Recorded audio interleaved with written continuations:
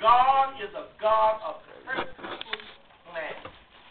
He planned stuff. He chosen us before the foundation of this world. Yes, sir. He planned this earth to be created in 6 days, whether they were 6 million years, 6,000 years. The day may not be the day in God's sight as it is in our sight. We agree to that. Amen. All right.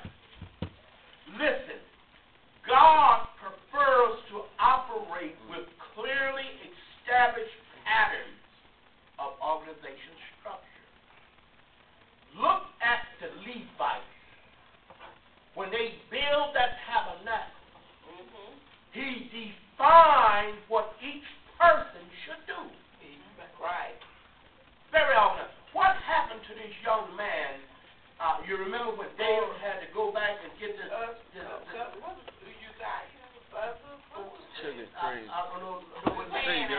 What happened to him? He died. What? He was a Levite. Now who was supposed to be holding the Levites? The Levite, but he was a Levite and he knew better. He knew the law. Now, but there was a certain group of the Levites was supposed to do that. Right. You find that in the Bible. See, this is the organization that we're talking about. He was clearly organized. These are the actions that we're talking about. Now, God established specific qualifications for those who desire to serve Him. And you got that in 1 Timothy, though. We went over that last year. The biblical issues that we talked about, biblical theology. Now, God selects those whom He desires to use. We agree with that. This brother brought out a good point the other day. God said, I've chosen you, you haven't chosen me.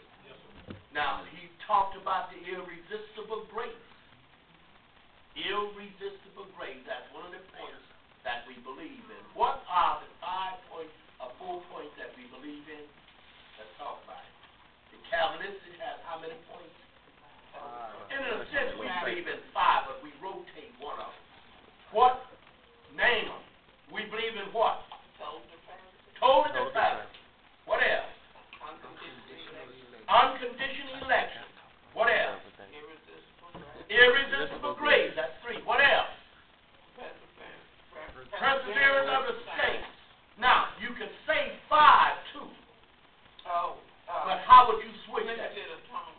You believe in unlimited. Unlimited, yeah. So we say unlimited tongue. So we are 5 pointers, but not 5-point cabinets. Okay. Y'all get that now.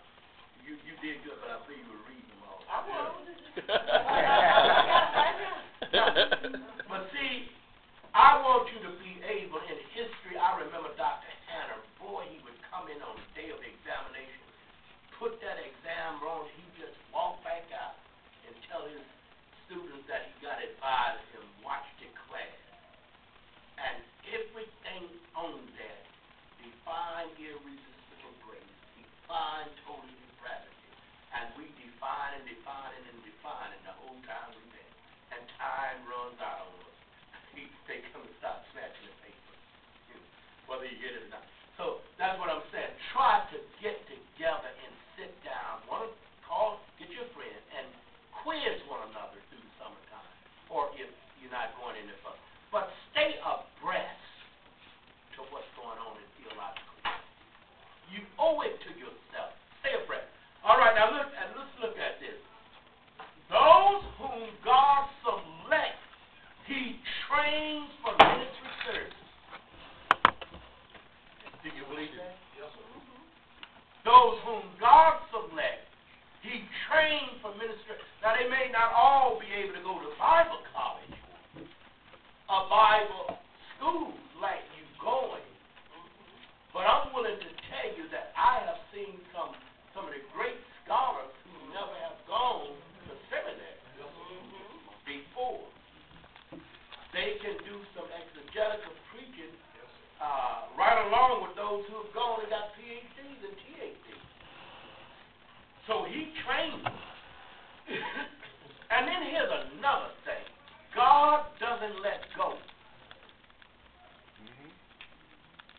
I was listening at y'all when y'all was going to talk. That's why I didn't want you to talk that much. Because you were going to steal my thunder. You were going to steal my thunder. God ain't going to let you go. Honest and true until he takes you home. He's not going to let you go. Read it. The Bible on it. Paul said, he who has begun a good work in you will perform it until the day of Jesus Christ when he returns from the earth.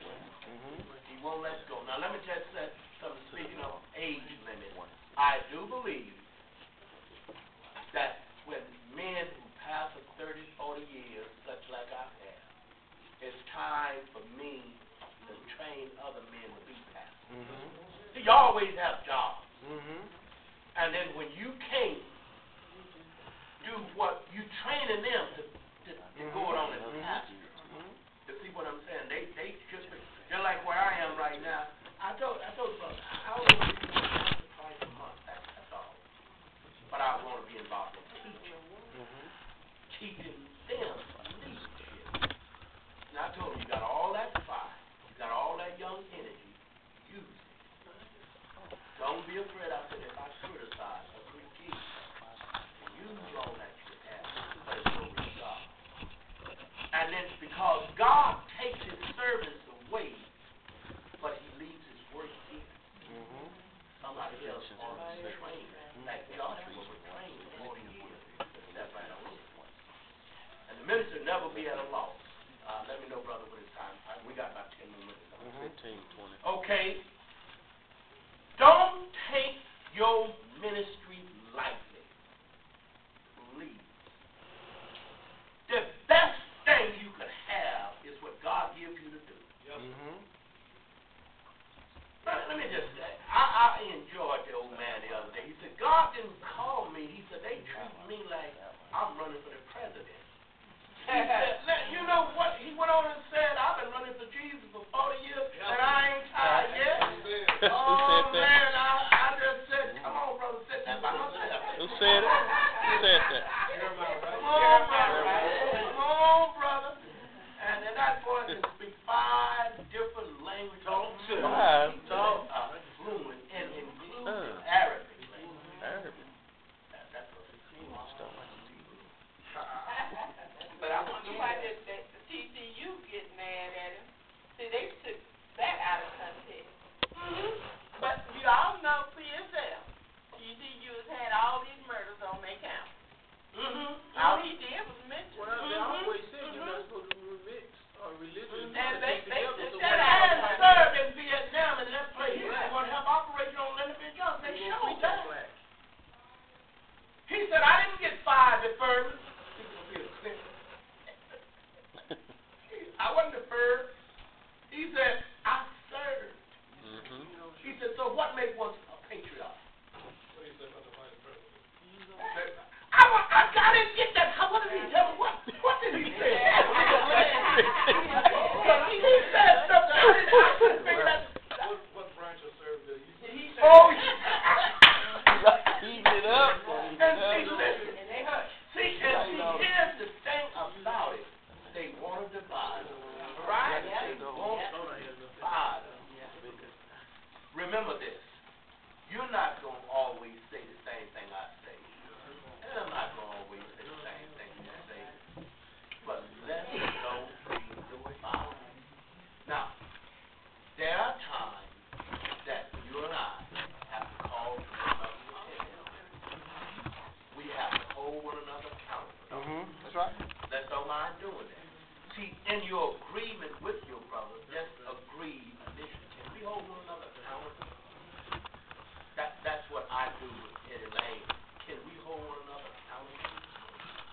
Yeah. And see, and you have that mutual understanding. And so if you get off base, you remember the Bible said 2 are better than 1. Where if one fall, the other be there to lift them up.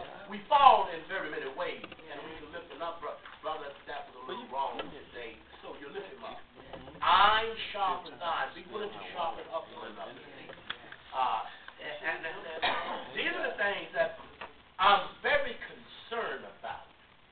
because I believe that black church is inclusive. We don't walk over nobody. We don't overlook people, black, white, whoever will, let him come and worship.